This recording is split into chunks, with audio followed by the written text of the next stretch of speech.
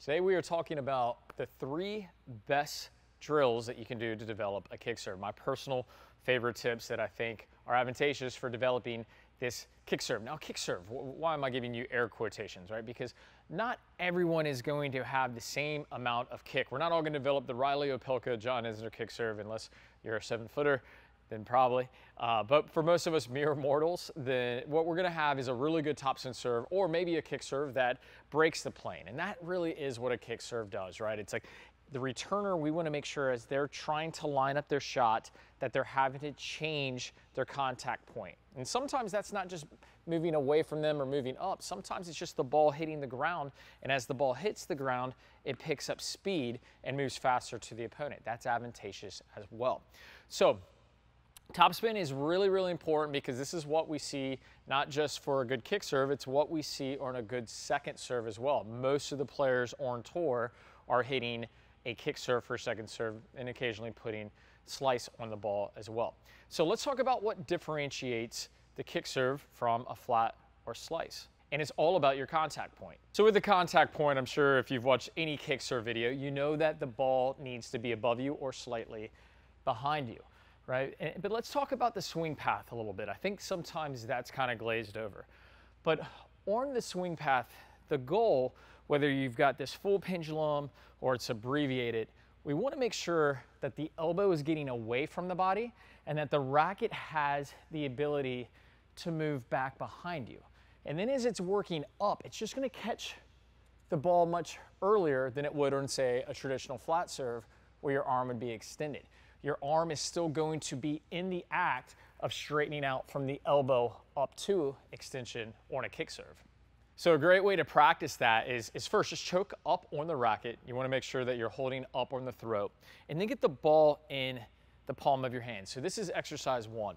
And what you're going to do is you're going to be able to manipulate where you want contact. Now, if both hands are straightening out, you're too high, right? You want to take the ball so it's slightly behind your head, at least above your head, and then roll the ball on your palm with the racket. Now, from here, it's all about the legs. There's no way to hit a great kick serve if you don't have great use of the power source of your legs, right? That's the nuclear power source to the whole thing. So from here, I really want to make sure that I'm loading, I'm going to push through the ground, and you'll watch, if you watch my back leg, from here, I'm going to push up and roll the ball off my hand. It starts the whole kinetic chain, really adopting this process of using the bottom up approach, so where you're really pushing through the ground. The power from your feet to your knees, driving your hip, drives the elbow. And then from here, we're controlling the contact point and really working the ball up and down, all right? So once you're comfortable with that, go ahead and drop the hand all the way to the bottom of the racket. And from here, you're gonna do the same thing and push the ball up. All right, and you can see the arc of the ball, how much the ball is working up and down. That's exactly what we want. We want high net clearance on the kick serve. Now, the second thing that we want to focus on is keeping the hand super relaxed and allowing the radius of the racket to grow through the swing. And this is exactly what you want to feel. You can see here, I'm opening my hand and I'm really just holding the racket with the thumb and my pointer finger right there inside kind of the grippers, if you will. Because on a kick serve, what you want is the racket is dropping. The more that the racket works back towards you, the more the racket is going to pick up speed as it swings up. So from here, get used to feeling a little bit of this, and then just go through your shadow strokes as you're working through the kick serve. As the racket drops and you push up, allow it to get here, all right? Now, if you don't have a continental grip, if you have issues with tension, there's just no way to do it. There's no way to hit a kick serve with the waiter's tray. And if you're holding the racket super tight, you're gonna see that from right here, like it's more like I'm swinging a stick instead of a bullwhip. I can't get the racket to drop. I really wanna practice staying loose through this motion. And from here, you can start practicing, just abbreviate it and staying super loose and working up the ball. The ball won't move super fast, but it'll have big action up and down.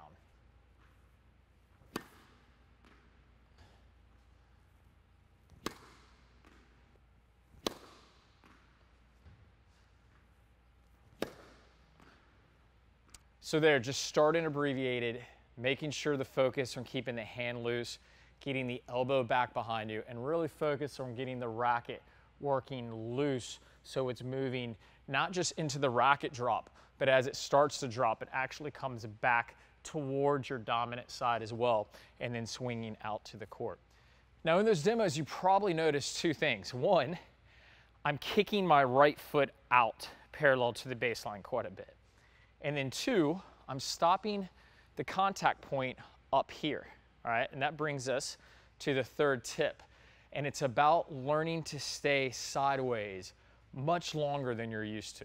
So in order to practice this, you're gonna learn to control the swing path. And so as you're working through the parameters of the stroke, as the racket moves up to the ball, you wanna make a habit of really trying to hold the racket and allowing the racket to work more parallel to the baseline and then finishing in this Sampras finish. Now, it's impossible to get the racket straight this way. I mean, you wouldn't want to, the ball would be too thin, you wouldn't have any real kick on it. You still want to swing out to the court, but you just don't want it to be like a flat serve where you're making contact and then the racket is way out inside the court. You want it to work more parallel, and then it's going to come through and then come across. So a great way to practice that is just as you line up, make sure that you're nice and parallel, and then just work through the stroke and make sure that you're holding the swing, holding the finish, right?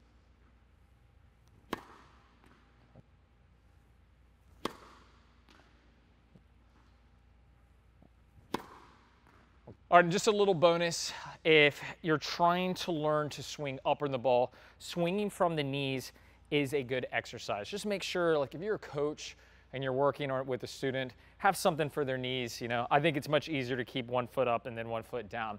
But it does a good job of getting you to learn to get the toss back behind you and then swinging up, okay? So this is a good one as well. It's all over the place. Most of us have seen it. But this one, I just kind of, in my experience, find that a lot of students are kind of uncomfortable with it. So these other three that I started with are much, much better as far as actually learning the dynamics of the kick serve.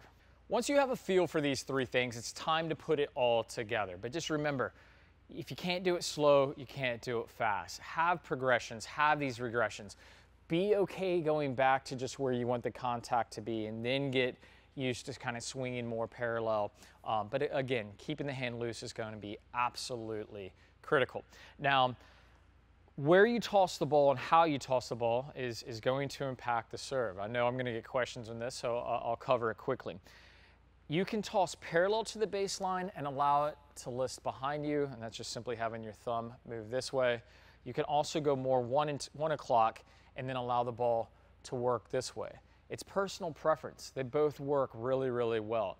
I tend to find that when you toss parallel to the baseline, it helps coil the body a little bit more, right? Not just shoulder over shoulder, but also this coil. But the problem is that tossing parallel to the baseline also makes it more difficult to hit a flat serve. So working between the serves can become just a little bit difficult, all right? But remember, take it slow, work on the contact point, and practice, practice, practice.